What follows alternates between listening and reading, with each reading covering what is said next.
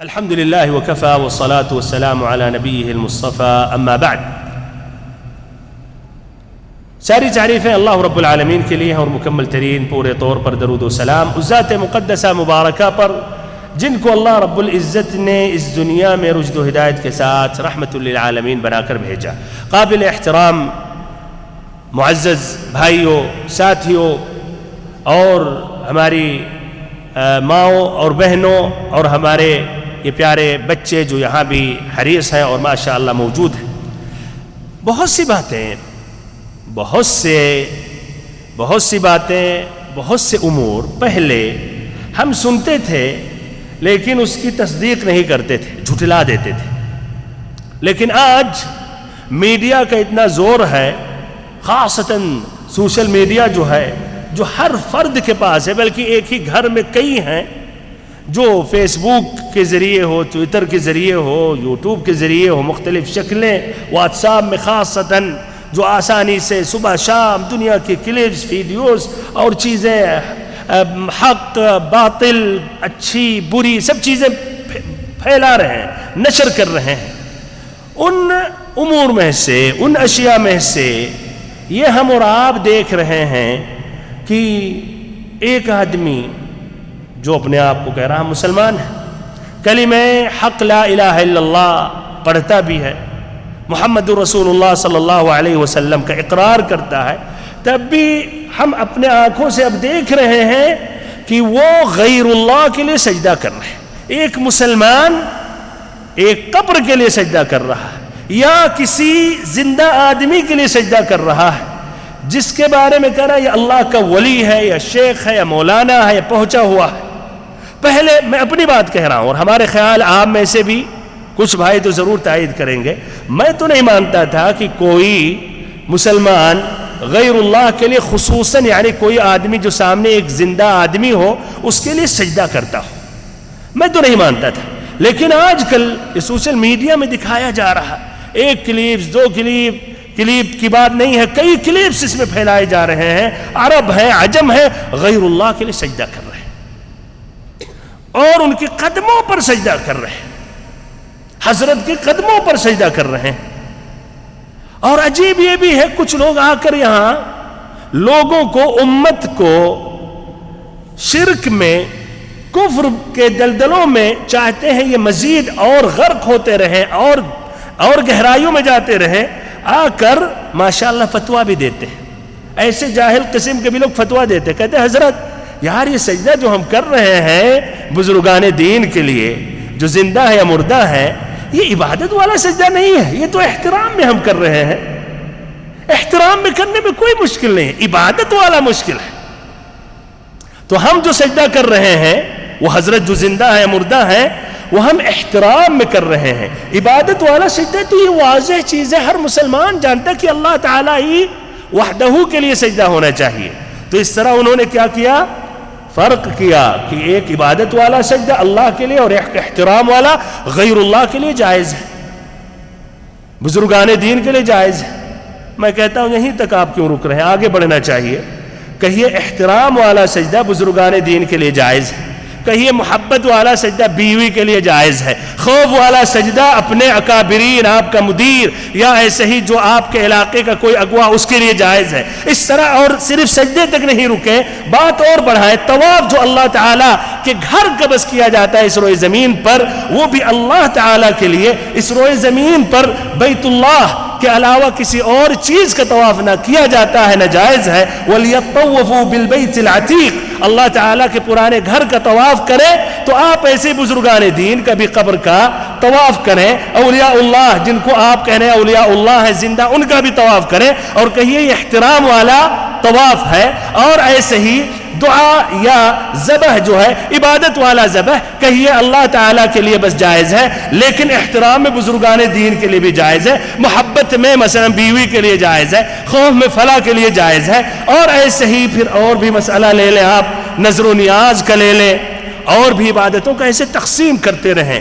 تو یہ دین اسلام جو آخری دین ہے، جس کی ایک اہم خصلت ہے کہ ایک مومن، ایک مسلمان صرف اور صرف ایک اللہ کی عبادت کرتا ہے، صرف اور صرف اللہ تعالیٰ کے سامنے جھکتا ہے، اللہ کے علاوہ کسی اور کی غلامی نہیں کرتا ہے، اس کا سر قلم ہو سکتا ہے لیکن اس کا یہ پیشانی زمین پر غیر اللہ کے لیے کبھی بھی ٹک نہیں سکتا، جھک نہیں سکتا ہے۔ اس طرح یہ اسلام بھی اور ادیان کی طرح شرک سے مخلوط کر دے، کفر سے ملوث کر دے اور اوریجنل اسلام کو غائب کر دے، سب کچھ کو جائز قرار دے دے۔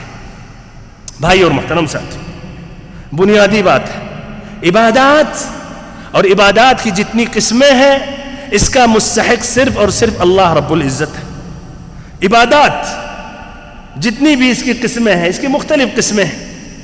عبادت ایک اسم جامع، ایک جامع اسم ہے، یا کہیے کئی قسموں کا ایک مجموعہ ہے جس کو اللہ تعالیٰ پسند کرتا ہے، چاہے وہ قولی عبادت ہو جیسا قرآن مجید کی تلاوت کرنا، ذکر و اذکار کرنا، یا عملی عبادت ہو جس طرح کہ نماز پڑھنا، روزہ رکھنا، ظاہری عبادت ہو جس طرح نماز پڑھنا، حج کرنا، یا باطنی عبادت ہو اللہ سے محبت کرنا، اللہ تعالیٰ سے ڈرنا، امید رکھنا۔ تو عبادات کی مختلف قسموں کا مستحق صرف اور صرف اللہ رب العزت ہے۔ بنیادی بات ہے، فطرت کے مطابق والی بات ہے۔ اگر آپ اس میں کنفیوز ہو جا رہے تو بچوں سے پوچھیں، آپ بچوں کی فطرت بتائے گی کہ عبادت کا مستحق صرف، اور آسمان کی طرف اشارہ کریں گے۔ نماز کی ہر رکعت میں ہم اللہ تعالیٰ سے عہد و پیمان کرتے ہیں، کہتے ہیں ایاک نعبد و ایاک نستعین، ایاک نعبد، ہم صرف تیری ہی عبادت کرتے ہیں، وَإِيَّاكَ نَسْتَعِينُ، اور تجھ سے ہی مدد چاہتے ہیں۔ اصل عبارت بھائیو عربی زبان میں ہے نَعْبُدُكَ وَنَسْتَعِينُ، نَعْبُدُكَ، ہم تیری عبادت کرتے ہیں، لیکن کاف کو مقدم کر دیا گیا، تو کاف جب شروع کلام میں آ گیا تو کاف سے ایک حرف سے ابتدا نہیں کیا جا سکتا، تو وہی کاف ایاکا ہو گیا۔ ایاکا سے پھر معنی مطلب کیا پیدا ہوا؟ اختصاص پیدا ہو گیا کہ اس عبادت کا مختص صرف اللہ رب العزت ہے۔ اختصاص پیدا کرنے کے لیے یہ کاف کو مقدم کر دیا جو ایاکا ہو گیا، یعنی ہم صرف تیری ہی عبادت کرتے ہیں۔ یعنی فرق ہے بھائیو، ایک آدمی کہے ہم آپ سے محبت کرتے ہیں، اور ایک دوسرا کہہ رہا آپ ہی سے ہم محبت کرتے ہیں، یا ایک عورت کہہ رہی ہو ہم آپ سے محبت کرتے ہیں اور ہم آپ ہی سے محبت کرتے ہیں، دونوں میں فرق۔ تو ایاک نعبد، ہم صرف تیری ہی عبادت کرتے ہیں، وہ ایاک نستعین، اور تجھ سے ہی مدد چاہتے ہیں۔ سورۃ النساء کی آیت نمبر 36، وَاعْبُدُوا اللَّهَ وَلَا تُشْرِكُوا بِهِ شَيْئًا، اللہ کی عبادت کرو اور اس کے ساتھ کسی کی بھی عبادت نہیں کرو، اس کے ساتھ کسی کو بھی شریک نہیں ٹھہراؤ۔ یہ جو ہے شیئا، یہ شیئا کا معنی کیا ہے؟ ذرا بھی، کچھ بھی، ذرا بھی کچھ بھی، یعنی ذرے کے برابر بھی غیر اللہ کی عبادت نہیں کرو، ذرے کے برابر بھی اللہ تعالیٰ کو شریک نہیں ٹھہراؤ۔ وَاعْبُدُوا اللَّهَ وَلَا تُشْرِكُوا بِهِ شَيْئًا۔ تو یہ بنیادی باتیں ہیں بھائیو، اور بھی اس مسئلے میں آیات ہیں جو اور موضوعات اور تقریروں میں سنتے رہتے ہیں، جہاں توحید کی اہمیت، جہاں انبیاء کرام کی دعوت کا پہلی ذمہ داری جو تمام انبیاء کرام نے اپنے امتوں کو کہا اعبدوا اللہ ما لکم من الہ غیرہ، اللہ کی عبادت کرو، اس کے علاوہ کسی کی بھی عبادت نہیں کرو، اس کے علاوہ تمہارا کوئی بھی معبود برحق نہیں ہے۔ یہ بہت سی آیتیں ہیں، بے شمار آیتیں ہیں، اور ہمیں قرآن مجید پڑھنا چاہیے ترجمے کے ساتھ، اور اگر ہم نے اہتمام کیا تو بہت سی باتیں ایک دم واضح ہو جائیں گی، وہ حقیقت میں واضح ہیں لیکن مزید واضح ہو جائیں گی۔ بہرحال تو یہ عبادت کے متعلق۔ اب یہ بھائیو جہاں تک سجدے کی بات ہے تو یہ بھی عبادت کی ایک اہم قسم ہے، سجدہ عبادت کا ایک اہم جزء ہے۔ سجدہ عبادت کا ایک خاص عبادت ہے جس میں بندہ انتہائی عاجزی انکساری ظاہر کرتا ہے، اس کے بعد مزید اور عاجزی انکساری کرنے کے لیے اور کوئی عبادت باقی نہیں ہوتی ہے۔ اسی لیے گھر کو، یہ جس میں ہم موجود ہیں، اللہ کا گھر، اس کو کیا کہتے ہیں؟ مسجد۔ مسجد سے مراد کیا ہے؟ سجدہ گاہ، سجدے کرنے کی جگہ، سجدہ کرنے کی جگہ، جبکہ یہاں کیا ہم صرف سجدہ کرنے آتے ہیں؟ نماز پڑھتے ہیں، رکوع کرتے ہیں، سجدہ کرتے ہیں، ذکر و اذکار کرتے ہیں، قرآن مجید کی تلاوت کرتے ہیں، اعتکاف میں بیٹھ جاتے ہیں، علم حاصل کر رہے ہیں جس سے ابھی ہم اور آپ بیٹھے ہوئے ہیں، تو اور بھی عبادتیں ہیں، لیکن تب بھی مسجد کہا گیا. کیوں؟ اس لیے کہ بھائیو یہ انتہائی درجے کی عاجزی و انکساری والی عبادت ہے جس میں آدمی اپنا آخری درجے کی عاجزی کو ظاہر کر دیتا ہے، اللہ تعالیٰ کے لیے رسوائی ظاہر کرتا ہے، پیشانی کو اللہ تعالیٰ کے لیے جھکا دیتا ہے. تو یہ عبادت بھائیو بھلا سوچیں کس طرح غیر اللہ کے لیے جائز ہو سکتا ہے. مسجد اسی سجدے سے لیا گیا ہے، اور یہ بھی حدیث میں ہے اقرب ما يكون العبد من ربه حين يكون ساجدا. بندہ سب سے زیادہ اللہ تعالیٰ سے قریب اس وقت ہوتا ہے جب وہ سجدے کی حالت میں ہوتا ہے. اس لیے بھی نبی صلی اللہ علیہ وسلم نے فرمایا فَأَكْثِرُوا فِيهِنَّ مِنَ الدُّعَاء، تو بکثرت دعا مانگو اور دعاؤں کا اہتمام کرو. تو یہ سجدہ بھائیو یہ ایک خاص عبادت ہے، انتہائی درجے کی اس میں عاجزی و انکساری ہے. کیسے غیر اللہ کے لیے یہ جائز ہو سکتا؟ اللہ تعالیٰ نے قرآن مجید میں کتنی آیتیں ہیں جس میں یہ تاکید کیا کہ اللہ تعالیٰ کے لیے سجدہ کرو. تب بھی یہاں کہتے ہیں، فتویٰ دیتے ہیں ارے یار یہ عبادت والا سجدہ یہ اللہ کے لیے جائز ہے، احترام میں تعظیم میں یہ کوئی مشکل نہیں ہے. اچھا چلیے ایک آیت ایسے واضح کرے آپ یا کوئی حدیث کہ ہاں احترام میں یہ جائز ہے. اہل علم علماء کرام کا اتفاق ہے بھائیوں کہ غیر اللہ کے لیے بلکہ نبی اکرم صلی اللہ علیہ وسلم کی قبر شریف کے لیے بھی سجدہ کرنا جائز نہیں ہے. اتفاق ہے، لیکن مسئلہ کیا ہے؟ غیر اللہ کے لیے اگر کوئی سجدہ کر رہا ہے تو وہ شرک تک پہنچ رہا ہے یا کبیرہ گناہ بس ہے. اس میں یہ بات ہے کہ شرک تک پہنچ رہا ہے یا کبیرہ گناہ ہے، لیکن بالاتفاق سب اس کو حرام قرار دیتے ہیں. اب وہ شرک تک پہنچ رہا ہے یا نہیں اس میں الگ یہ بات ہے، الگ ایک بات ہے. لیکن کوئی بھی عالم، کوئی طالب علم نہیں کہتا کہ جائز ہے احترام میں یا تحیت میں یا ادب میں، کوئی نہیں کہتا. حرام ہے، اہل علم کا اس پر اتفاق ہے. سابق یعنی ائمۃ الاسلام علماء کرام سبھی اس کے قائل ہیں، ان کا اتفاق ہے غیر اللہ کے لیے سجدہ کرنا ناجائز ہے. تو بھائی اور محترم ساتھیوں دیکھیے قرآن میں حدیث میں اگر آیتیں پڑھیں تو اس میں اس بات کی تاکید ہے اللہ تعالیٰ کے لیے سجدہ کرو. مثلا سورۃ النجم کی آخری آیت فَاسْجُدُوا لِلَّهِ وَاعْبُدُوا، اللہ کے لیے سجدہ کرو اور اسی کی عبادت کرو. فَاسْجُدُوا لِلَّهِ وَاعْبُدُوا. ایسے ہی سورۃ العلق جو پہلی سورت نازل ہوئی اس کی آخری آیت میں اللہ تعالیٰ نے کیا فرمایا؟ كَلَّا لَا تُطِعْهُ وَاسْجُدْ وَاقْتَرِبْ. اے اللہ کے نبی ابو جہل کی بات مت مانے اور اللہ تعالیٰ کے لیے سجدہ کریں اور اللہ کا قرب حاصل کریں عبادات کے ذریعے. ایسے ہی اللہ رب العزت نے فرمایا سورۃ فصلت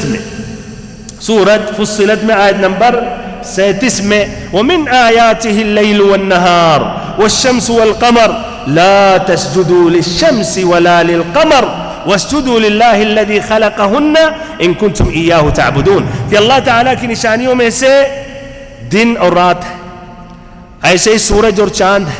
نہ سورج کے لیے سجدہ کرو نہ چاند کے لیے سجدہ کرو بلکہ اللہ تعالیٰ کے لیے سجدہ کرو جس نے انہیں بنایا ہے، ایجاد کیا ہے. اگر تم حقیقت میں اللہ کی عبادت کر رہے ہو تو. اور بھی آیت ہے سورۃ الرعد آیت نمبر 15 وَلِلَّهِ يَسْجُدُ مَنْ فِي السَّمَاوَاتِ وَالْأَرْضِ طَوْعًا وَكَرْهًا وَظِلَالُهُمْ بِالْغُدُوِّ وَالْآصَالِ. کہ اللہ تعالیٰ کے لیے جو آسمان میں ہے زمین میں ہے سب خوشی یا ناخوشی سجدہ کرتے ہیں اور ان کے سائے بھی صبح اور شام. اللہ تعالیٰ کے لیے بھائی تمام مخلوقات سجدہ کر رہی ہے. وَلِلَّهِ، اور یہ بھی دیکھیے وَلِلَّهِ عربی قاعدے کے اعتبار سے جار و مجرور کو مقدم کیا ہے اختصاص کے لیے کہ یہ صرف اور صرف اللہ کا حق. وَلِلَّهِ، اللہ کے علاوہ کسی اور کے لیے نہیں کرتے. یہ معنی اس میں پایا جاتا ہے. اور یہ من کا جو ہے وَلِلَّهِ يَسْجُدُ مَن فِي السَّمَاوَاتِ وَالْأَرْضِ، یہ من عاقل کے لیے ہوتا ہے، عقل مندوں کے لیے، جس میں فرشتے داخل ہیں، انسان داخل ہے، جنات داخل ہے.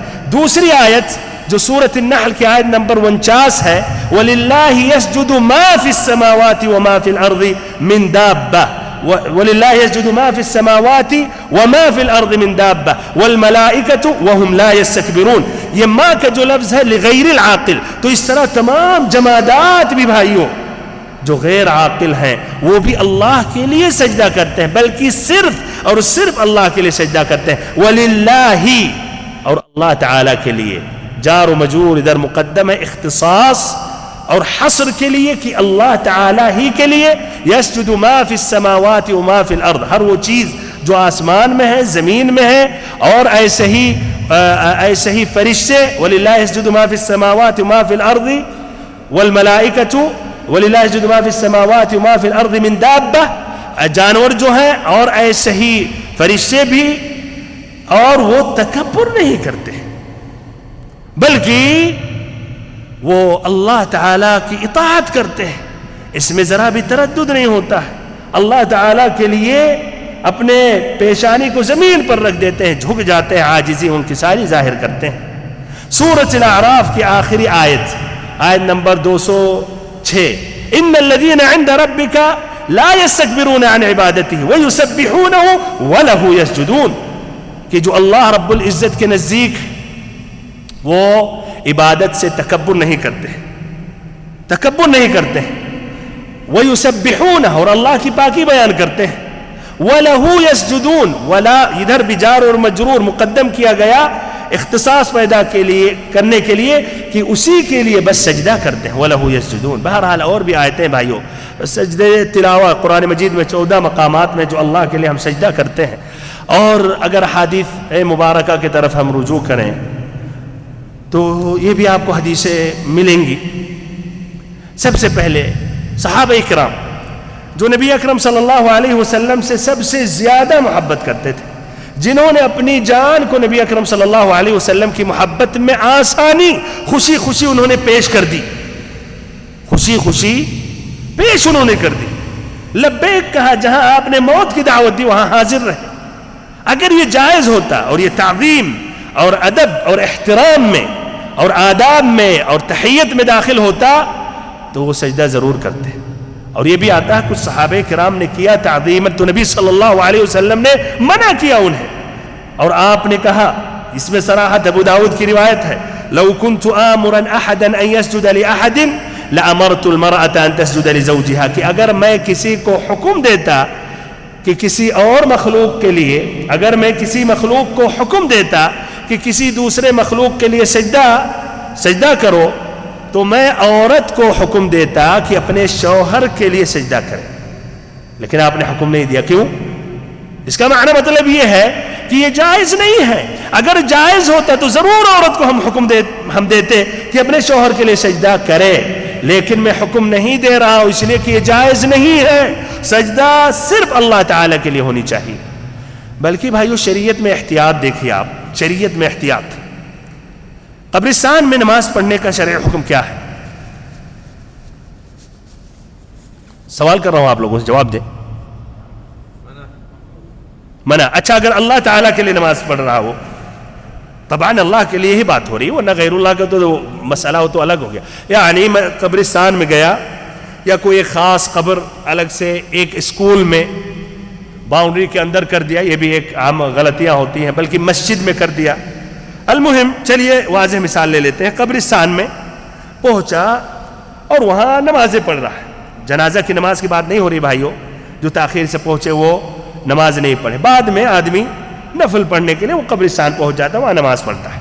قبرستان میں کیا رائے ہے؟ کبھی کبھی نہ جائز ہے نہ جائز. ابو داؤد کی روایت ہے، الارض کلها مسجد الا المقبرہ والحمام، پوری زمین یہ عبادت کی جگہ ہے، نماز پڑھنے کی جگہ ہے، سوائے حمام ناپاک جگہ اور ایسے ہی قبرستان. کیوں؟ قبرستان میں اللہ کے لیے وہ عبادت کر رہا ہے، تب بھی ناجائز ہے، تاکہ یہ غلط فہمی واقع نہ ہو کہ صاحب قبر کے لیے سجدہ کر رہا ہے جبکہ وہ اللہ کے لیے کر رہا. نہیں جائز ہے. بلکہ بھائیوں اوقات نہیں، وہ کون سے اوقات ہیں جس میں ہم نماز نہیں پڑھ سکتے ہیں؟ نوافل. کیا اوقات؟ فجر کی نماز کے بعد یہاں تک کہ سورج ایک رمح برابر، یعنی کہیے سورج کا طلوع ہو جائے اور اٹھ جائے، یعنی اشراق کے 15 منٹ بعد، اور ایسے ہی عصر کی نماز کے بعد یہاں تک کہ سورج ڈوب جائے۔ عمرو ابن عنبسہ کی حدیث ہے مسلم میں، آپ صلی اللہ علیہ وسلم نے ذکر کیا اوقات نماز، اور پھر بیان کیا کہ فجر کے بعد نماز نہیں پڑھو، فجر کی نماز کے بعد پھر نوافل نہ پڑھو یہاں تک کہ سورج کا طلوع ہو جائے۔ اور سورج طلوع کے وقت آپ نے کہا فَإِنَّهَا تَطْلُعُ بَيْنَ قَرْنَيْ الشَّيْطَانِ فَيَسْجُدُ لَهَا الْكُفَّارِ، اس لیے، اور ادھر یہ وقت شدید نہیں ہے، سورج نکلنے کے وقت یہ شدید نہیں ہے، اور سورج ڈوبنے کے وقت یہ شدید کراہت ہے، اسی لیے اس میں نوافل مطلقاً بھی بہتر ہے آپ نہیں پڑھیں، جبکہ عصر کے بعد فوراً، فجر کے بعد فوراً آپ وہ عام نوافل جس سے تحیت المسجد پڑھ سکتے ہیں۔ تو بہرحال تو آپ نے کہا کہ سورج نکلنے کے وقت، یہ سورج کا طلوع ہوتا ہے شیطان کے دونوں سینگوں کے درمیان، اور اس وقت سجدہ کرتے ہیں کفار، اور غروب کے وقت بھی آپ نے کہا سورج ڈوبنے کے وقت وہ شیطان کے دونوں سینگوں کے درمیان ڈوبتا ہے، اور اس وقت کفار سجدہ کرتے ہیں۔ اللہ اکبر! ہمیں نبی صلی اللہ علیہ وسلم نے نماز پڑھنے سے، اللہ تعالیٰ کے لیے سجدہ کرنے سے روکا، تاکہ یہ مشابہت نہ آ جائے، یہ غلط فہمی نہ واقع ہو جائے کہ ہم بھی کفار کی طرح شیاطین کے لیے ہم سجدہ کر رہے ہیں، جبکہ ہمارا مقصد صرف اور صرف اللہ تعالیٰ ہے، تب بھی جائز نہیں ہے۔ تو پھر کھلم کھلا جو سجدہ کرتے ہیں احترام میں، محبت میں، تعظیم میں، جائز ہے بھائیو۔ سبحانک ھذا بہتان عظیم۔ بہرحال بھائیو اپنی بات میں ختم کر رہا ہوں۔ خلاصہ کلام، سجدہ ایک عظیم عبادت ہے، اور یہ عبادت اور عبادتوں کی طرح خالصاً صرف اور صرف اللہ رب العزت کے لیے یہ عبادت ہونی چاہیے، غیر اللہ کے لیے جائز نہیں ہے، نہ احترام میں یا اور جو بھی نام دیجئے، کسی بھی قسم کا سجدہ غیر اللہ کے لیے جو بھی ہو، کوئی فرشتہ ہو، کوئی رسول ہو، کوئی نبی ہو، کوئی ولی ہو، انسان ہو، جانور ہو، زندہ ہو، مردہ ہو، قبر ہو، جماد ہو، پیڑ پودے جو بھی ہو، کسی کے لیے بھی جائز نہیں ہے۔ اللہ تعالیٰ سے آخری میں دعا کرتا ہوں کہ اللہ رب العزت ہم سبھی کو اس آیت کریمہ کے سائے میں زندگی گزارنے کی توفیق دے، اور ہماری زندگی اس آیت کریمہ کے سائے میں گزرے اور مکمل ہو، اور اسی آیت کریمہ کے سائے میں ہماری وفات ہو۔ اللہ تعالیٰ فرماتا ہے قُلْ إِنَّ صَلَاتِي وَنُسُكِي وَمَحْيَايَ وَمَمَاتِي لِلَّهِ رَبِّ الْعَالَمِينَ قُلْ إِنَّ صَلَاتِي وَنُسُكِي وَمَحْيَايَ وَمَمَاتِي لِلَّهِ رَبِّ الْعَالَمِينَ لَا شَرِيكَ لَهُ وَبِذَلِكَ أُمِرْتُ وَأَنَا أَوَّلُ الْمُسْلِمِينَ۔ سورۃ الانعام کی آیت نمبر 162 اور 63 ہے، خود رجوع کریں، تنہائی میں پڑھیں۔ قل، اے اللہ کے نبی آپ کہہ دیں، اور ہر حکم جو نبی صلی اللہ علیہ وسلم کے لیے ہو، تمام امت کے لیے ہے، اللہ کی کوئی خاص دلیل ہو کہ یہ حکم خاص ہے نبی صلی اللہ علیہ وسلم کے لیے، آپ کہہ دیں میری نماز، اور نماز میں بھائیو رکوع ہے، سجود ہے، دعا ہے، ذکر ہے، عاجزی ہے، انکساری ہے۔ قل ان صلاتی، آپ کہہ دیں میری نماز، ونسکی میری قربانی یا میرا حج، ومحیایا میرا جینا، ومماتی میرا مرنا، للہ اللہ کے لیے، رب العالمین جو سارے جہانوں کا مالک ہے۔ صرف اتنا نہیں، لا شریک لہ، اس میں کسی کا حق نہیں ہے، اللہ تعالی ہی ان عبادتوں کا مستحق ہے، اس کا کوئی شریک نہیں ہے۔ وبذالک امرت، اللہ تعالی نے ہمیں اسی کا حکم دیا ہے۔ وَأَنَا أَوَّلُ الْمُسْلِمِينَ، اور اس امت کا میں پہلا مسلمان ہوں۔ اللہ تعالیٰ سے دعا کرتا ہوں کہ اللہ تعالیٰ جب تک زندہ رکھے اسلام کی حالت پر، جب موت واقع ہو تو ایمان کی حالت پر، اور ہم سبھی کو زندگی کے آخری لمحات میں لا الہ الا اللہ پڑھنے کی توفیق دے۔ وصلی اللہ وسلم وبارک وانعم علی عبدک ورسولک محمد۔